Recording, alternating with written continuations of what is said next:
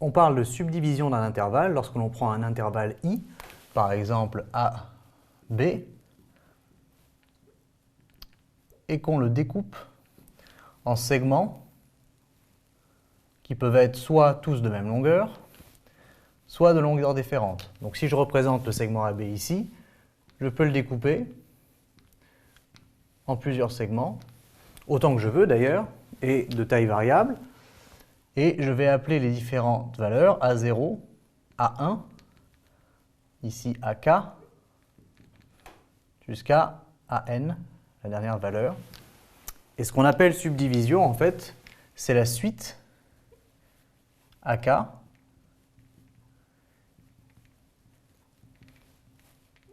avec K compris entre 0 et N. Donc la suite qui prend ces valeurs-ci, qui sont les mêmes que ces valeurs-ci, c'est ce qu'on appelle la subdivision. Et on a dit que les différents segments ne sont pas forcément de même longueur, mais si jamais ils le sont, c'est un cas particulier, on appelle ça une subdivision de pas constant. Et si le pas est constant, eh bien on peut lui donner un nom, on va l'appeler P, et il vaut B moins A, c'est-à-dire la longueur de l'intervalle I, divisé par n. Ça veut dire qu'on a découpé l'intervalle AB en n segments de longueur B moins A sur n. Et ces segments sont tous de même longueur. Donc ça, c'est un cas particulier, mais c'est le cas le plus courant et c'est le cas qu'on va utiliser, en tout cas en terminale. Et on a deux conséquences immédiates lorsqu'on est dans le cas d'une subdivision à pas constant. C'est que, quel que soit k appartenant à 0n, souvenez-vous, les doubles barres signifient qu'on prend tous les entiers entre 0 et n inclus, donc 0, 1, 2, 3, etc. jusqu'à n.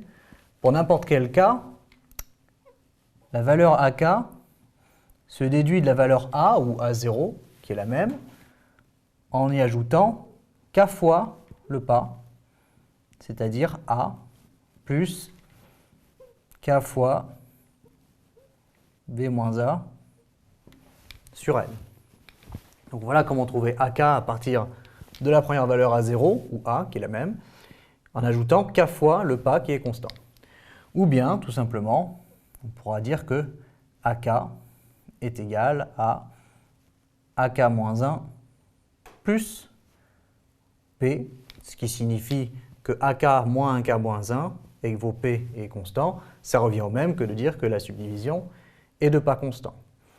Alors ceci étant, on va faire un petit peu attention ici, c'est que on va dire que j'ai k ici, tout va bien, mais j'ai k moins 1 ici.